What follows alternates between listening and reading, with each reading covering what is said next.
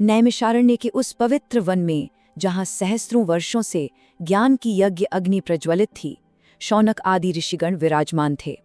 और वहीं सूत जी के मुख से ये परम सत्य प्रकट हुआ कि भगवान ने अपने 19वें और 20वें अवतार में वृष्णि वंश में बलराम और श्री कृष्ण के रूप में जन्म लिया, और उनका एकमात्र उद्देश्य था पृथ्वी का भार हरण करना।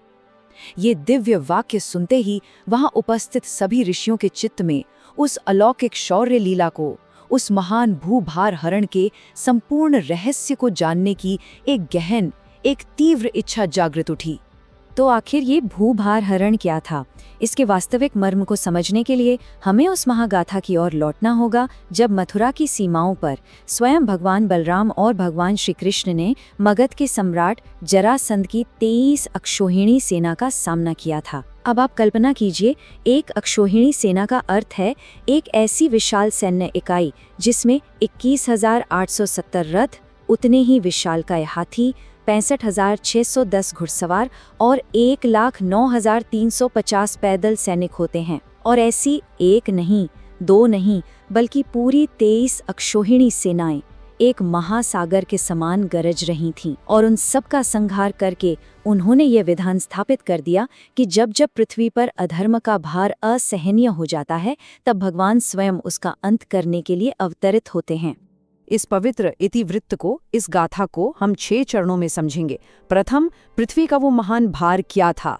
द्वितीय, उस असुर का प्रतिशोध किस प्रकार प्रकट हुआ।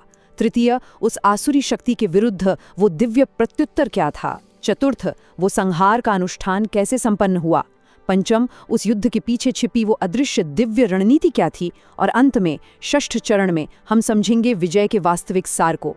तो आइए प्रथम चरण का आरंभ करते हैं। पृथ्वी का महान भार, वो अधर्म का असहनीय बोझ जिसने एक दिव्य अवतार को इस धरा पर आने के लिए विवश कर दिया। ये गाथा उस काल की है जब पृथ्वी केवल भौतिक भार से नहीं, बल्कि अहंकार और अधर्म के एक विकराल आध्यात्मिक भार से कराह रही थी। ये भार कोई और नहीं, बल्कि उन असंख्य अत्याचारी राजाओं का सामूहिक दंभ था, जो संगठित होकर एक ही अधर्म के ध्वज तले एकत्र हो गए थे। ये एक ऐसा बोझ था, एक ऐसी पीड़ा थी जिसे धारण करने में स्वयं पृथ्वी देवी भी अब असमर्थ हो चुकी थी।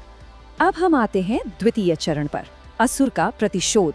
इस एकत्रित अधर्म, इस अहंकार और इस पीड़ा की जो साक्षात मूर्ति था, वो था मगध का सम्राट जरासंध।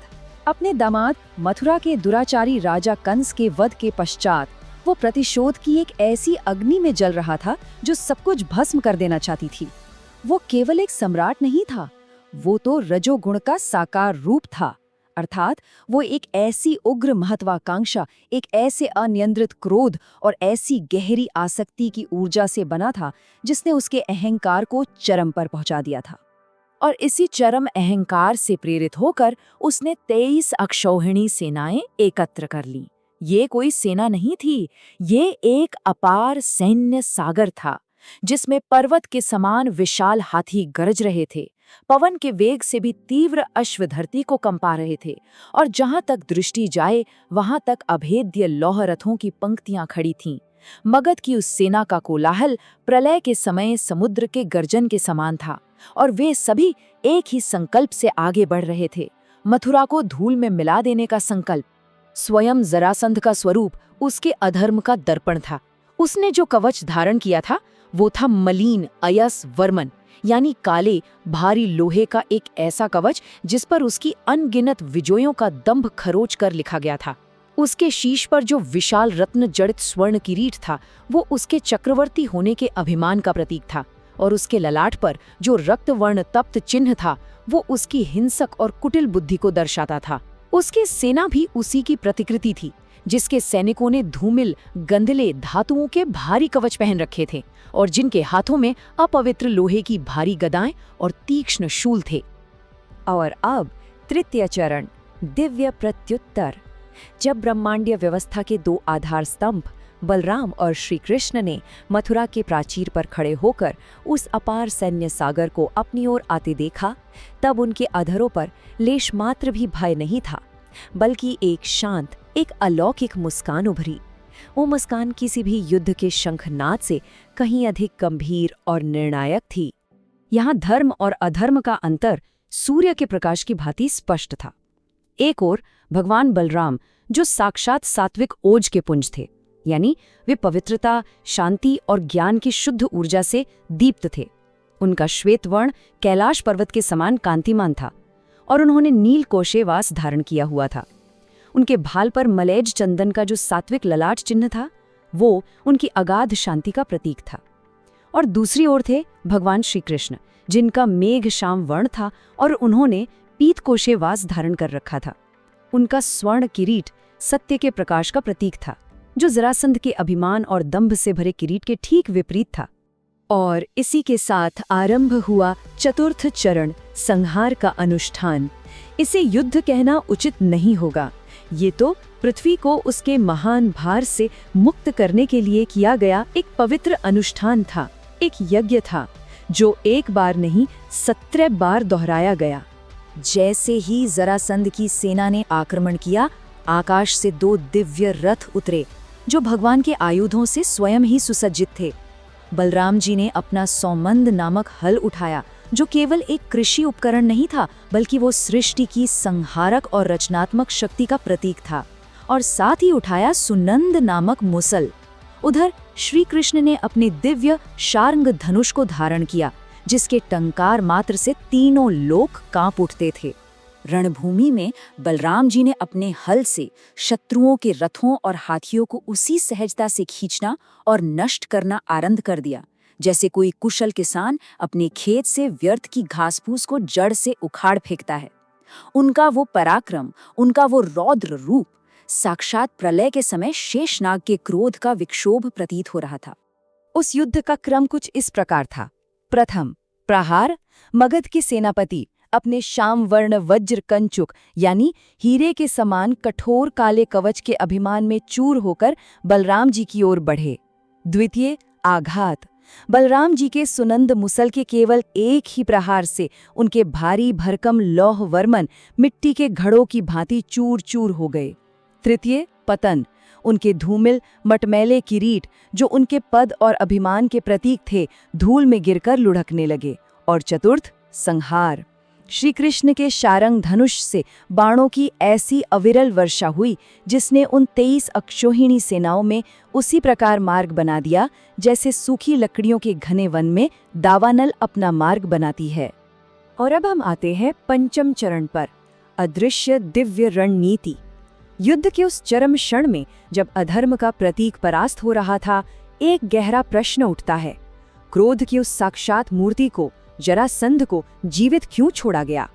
जब जरासंध अपनी विशाल गदा लेकर बलराम जी की ओर झपटा, तो उसका वो भारी मलिन कवच पसीने और क्रोध की ऊष्मा से तप रहा था। बलराम जी ने उसे सहज ही अपने हल से पकड़ लिया और उसका अंत करने के लिए उद्यत हुए। किंतु ठीक उसी क्षण श्री कृष्ण ने उन्हें रोक दिया। आखिर क्यों? श्री कृष्ण की दिव्य दृष्टि वो देख रही थी, जो साधारण चक्षु नहीं देख सकते थे। वो जानते थे कि जरासंध का जीवित रहना अभी आवश्यक है। उसे जीवित छोड़ने का अर्थ था यह सुनिश्चित करना कि वो अपने अपमान का प्रतिशोध लेने के लिए बार बार लौटेगा और हर बार पृथ्वी के कोने कोने में छिपे अधर्मी राजाओं को, जो वास्तव में पृथ्वी के लिए भार थे, अपने साथ एक ही स्थान पर एकत्रित करके लाएगा। इस प्रकार मथुरा का युद्ध क्षेत्र ही उस महान भूभार हरण यज्ञ की वेदी बन गया। और ठीक यही हुआ। एक बार, 2 बार नहीं, पूरे 17 बार जरासंध ने मथुरा पर आक्रमण किया और प्रत्येक बार श्री कृष्ण और बलराम ने उसकी अक्षौहिणी सेनाओं का संहार कर दिया। प्रत्येक आक्रमण के साथ वो पृथ्वी के कोने कोने से अधर्मी राजाओं को अपनी ओर खींच लाता और प्रत्येक पराजय के साथ पृथ्वी का भार और हल्का होता जाता। 17वीं और अंतिम पराजय के पश्चात मगध के उस अधर्मी गठबंधन का भार पृथ्वी से व्यवस्थित रूप से, संपूर्ण रूप से शुद्ध कर दिया गया था। और अब इस महागाथा का अंतिम और षष्ठ चरण, विजय का सार। इस संपूर्ण लीला से यह सिद्ध होता है कि सच्ची विजय किसी राज्य को जीतने में या आधिपत्य स्थापित करने में नहीं है, बल्कि भार को हल्का करने में है।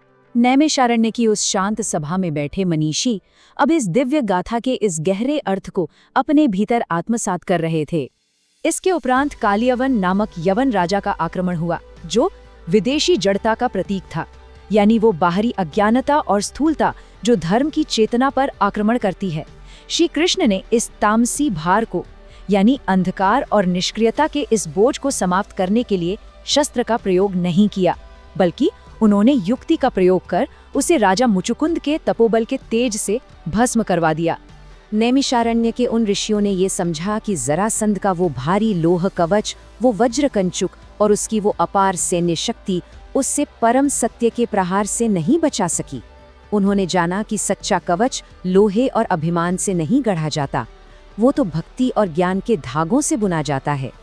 यज्ञ वेदी के समक्ष बैठे उन साधकों का हृदय ही उनका सात्विक उराह त्राण था, यानी एक ऐसा आध्यात्मिक कवच जो संसार के किसी भी तामसी प्रहार को विफल करने में सक्षम है और जो कभी टूटता नहीं, जो शाश्वत है।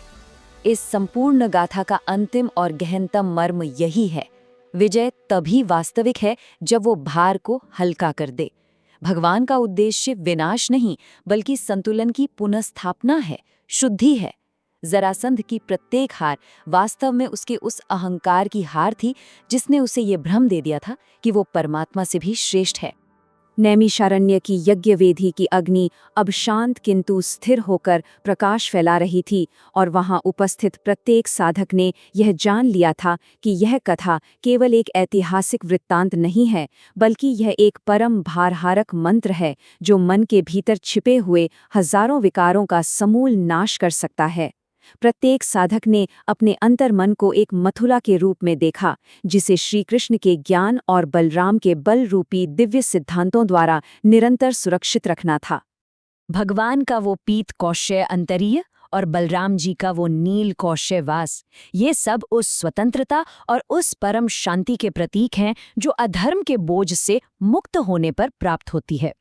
उन आतताई सेनाओं के भार से मुक्त होकर पृथ्वी एक बार पुनः सात्विक वैभव से अर्थात अपनी नैसर्गिक पवित्रता और समृद्धि से लहलहाने लगी थी।